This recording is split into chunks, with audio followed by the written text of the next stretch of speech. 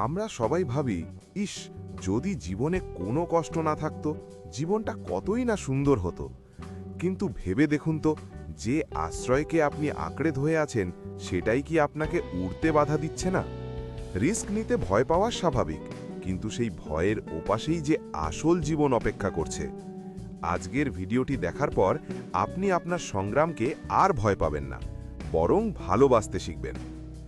গল্পটা এক ছোট ছেলের আর তার দাদুর। গ্রীষ্মের ছুটিতে ছেলেটি তার বাবা মায়ের সাথে দাদুর বাড়িতে বেড়াতে গিয়েছিল। দাদু ছিলেন খুব অভিজ্ঞ আর জ্ঞানী একজন মানুষ। নাতি তার দাদুকে খুব ভালোবাসত, সারাদিন দাদুর পিছু পিছু ঘুরত। বিকেলবেলা দাদুর সাথে বারান্দায় বসে গল্প করা ছিল তার সবচেয়ে প্রিয় কাজ। একদিন বিকেলে গল্পের ছলেই ছেলেটি দাদুকে একটা প্রশ্ন করে বসল। সে বলল, দাদু, আমি বড় হয়ে অনেক সফল হতে চাই। আচ্ছা দাদু, তুমি তো অনেক কিছু জানো, আমাকে কি বলতে পারো সফল হওয়ার বা জীবনে বড় হওয়ার গোপন উপায়টা কি? দাদু নাতির প্রশ্ন শুনে মুচকি হাসলেন।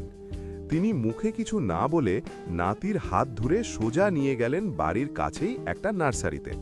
সেখান থেকে তিনি দুটো ছোট ফলের গাছের চারা কিনলেন। চারা দুটো দেখতে একদম একই রকম ছিল। বাড়ি ফিরে দাদু একটা চারাকে খুব যত্ন করে একটা সুন্দর টবে লাগালেন। সেই টবটাকে তিনি ঘরের ভেতরে জানালার পাশে রেখে দিলেন, যাতে সেটা রোদ পায় কিন্তু বাইরের ঝড় বৃষ্টি থেকে নিরাপদে থাকে। আর দ্বিতীয় চারাটিকে তিনি নিয়ে গেলেন বাড়ির পেছনের বাগানে। সেখানে মাটিতে গর্ত করে চারাটিকে লাগিয়ে দিলেন। এই চারাটির কোনো ছাদ রইল না কোনো দেওয়ালের সুরক্ষা। দাদু কাজ শেষ করে এসে নাতিকে জিজ্ঞেস করলেন, দাদু ভাই, তোমার কি মনে হয়, এই যে দুটো গাছ লাগালাম, ভবিষ্যতে এর মধ্যে কোন গাছটা বেশি বড় হবে আর শক্তিশালী হবে? ছেলেটি একটু ভাবল। সে তার শিশুসুলভ বুদ্ধি দিয়ে বিচার করল। সে বলল, দাদু, এটা তো খুব সহজ ব্যাপার। ঘরের ভেতরের গাছটাই সবচেয়ে ভালো থাকবে, কারণ ওটা ঘরের ভেতরে নিরাপদে আছে। বাইরের কড়া রোদ তাকে পোড়াতে পারবে না, ঝড় বৃষ্টিতে তার ডালপালা ভাঙবে না, আর ছাগল গরুও তাকে খেয়ে ফেলতে পারবে না। ওটাই সবার চেয়ে ভালো আর বড় হবে। আর বাইরের গাছটার তো অনেক বিপদ, ওটা হয়তো বাঁচবেই না। দাদু নাতির কথা শুনে হাসলেন আর বললেন, আচ্ছা, সময় হলেই দেখা যাবে। তুমি তো মাঝে মাঝেই আসবে, তখন আমরা দেখব কে জেতে।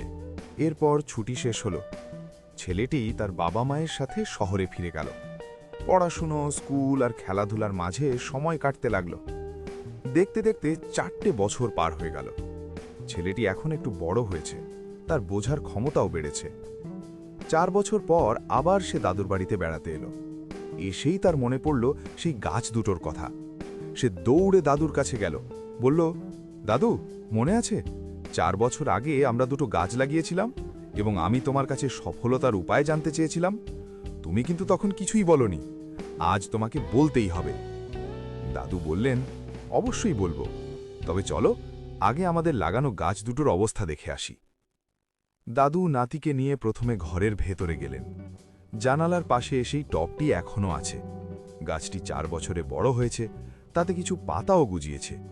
কিন্তু গাছটি খুব একটা সতেজ নয়, বেশ ছোটখাটো আর দুর্বল। দেখলেই মনে হয় কোনো রকমে বেঁচে আছে। এরপর দাদু বললেন, চলো এবার পেছনের বাগানে যাই। দাদু আর নাতি পেছনের বাগানে গেল। সেখানে গিয়ে ছেলেটি তো অবাক। সে তার নিজের চোখকে বিশ্বাস করতে পারছিল না। 4 বছর আগে লাগানো সেই ছোট্ট চারাটি আজ আর চারা নেই, সেটা একটা বিশাল বড় গাছে পরিণত হয়েছে। তার ডালপালা চারদিকে ছড়িয়ে পড়েছে, অজস্র পাতায় ভরে গেছে গাছটি। গাছটি এতটাই বড় হয়েছে যে তার ছায়ায় এখন পুরো উঠোনটা শীতল হয়ে আছে। পাখি সেই গাছে বাসা বেঁধেছে। ছেলেটি অবাক হয়ে বলল, দাদু, এটা কি করে সম্ভব হলো? আমি তো ভেবেছিলাম ঘরের গাছটাই ভালো থাকবে, কিন্তু বাইরের এই গাছটা তো রোদে পুড়েছে, ঝড়ে ভিজেছে, তবুও এটা এত বড় হলো কি করে? আর ঘরের গাছটা এত নিরাপদে থেকেও এত ছোট কেন? দাদু তখন নাতির কাঁধে হাত রেখে বললেন, দাদু ভাই, এটাই হলো জীবনের নিয়ম। তুমি ঠিকই বলেছ, বাইরের গাছটাকে অনেক কষ্ট সহ্য করতে হয়েছে, কিন্তু খেয়াল করে দেখো, যখন তীব্র ঝড় হয়েছে, গাছটি নিজেকে মাটির সাথে আঁকড়ে ধরে রাখার জন্য তার শিকড়গুলোকে অনেক গভীরে পাঠিয়েছে। যখন কড়া রোদ উঠেছে, সে তখন নিজেকে শক্ত করেছে। এই যে রোদ, বৃষ্টি, ঝড়, এগুলো তাকে শেষ করেনি, বরং তাকে ভেতর থেকে শক্তিশালী করেছে। এগুলোর সাথে লড়াই করেছে বলেই আজ সে এত বিশাল, এত মহৎ। দাদু একটু থামলেন, তারপর ঘরের দিকের গাছটি দেখিয়ে বললেন, আর ওই গাছটা? ও সারা জীবন আরামেই ছিল, কোনো ঝড় তাকে স্পর্শ করেনি, কোনো কষ্ট সে পায়নি। এই অতিরিক্ত নিরাপত্তাই তাকে বড় হতে দেয়নি। সে ছোটই রয়ে গেছে, তার শিকড় দুর্বল। সামান্য একটা আঘাতেই ও ভেঙে পড়বে। দাদু নাতির চোখের দিকে তাকিয়ে জীবনের আসল শিক্ষাটা দিলেন। তিনি বললেন, দাদু ভাই, তুমি যদি সারা জীবন নিজেকে শুধু নিরাপদে রাখতে চাও, কমফর্ট জোনের মধ্যে লুকিয়ে থাকো, তাহলে তুমি ওই টবের গাছটার মতোই হবে, কখনো বড় হতে পারবে না। কিন্তু যদি তুমি পৃথিবীকে ফেস করো, জীবনের কঠিন সময়গুলোকে চ্যালেঞ্জ হিসাবে নাও, তবে কোনো শক্তিই তোমাকে আটকাতে পারবে না। তুমি ওই বিশাল গাছটার মতোই সফল হবে। ছেলেটি সেদিন বুঝতে পারল, জীবনে সফল হতে হলে বাধা বিপত্তিকে ভয় পেলে চলবে না, বরং এই বাধাগুলোই আমাদের শক্তিশালী করে তোলে। ইউটিউবে বা ফেসবুকে আমরা হয়তো অনেক ভিডিও দেখি, যেমন সফলতার আসল রহস্য বা ধৈর্যের ফল কেমন হয়, কিন্তু দাদুর এই বাস্তব উদাহরণ ছেলেটির মনে গেঁথে গেল। সে বুঝতে পারল, মানুষ তখনই বড় হয় যখন সে কঠিন পরিস্থিতির মোকাবিলা করে। যারা জীবনে ঝুঁকি নেয় না, তারা সাময়িকভাবে ভালো থাকলেও দিন শেষে তারা পিছিয়ে পড়ে। আর যারা ঝড় মোকাবিলা করার সাহস রাখে, দিন শেষে বিজয়ীর মুকুট তারাই পড়ে।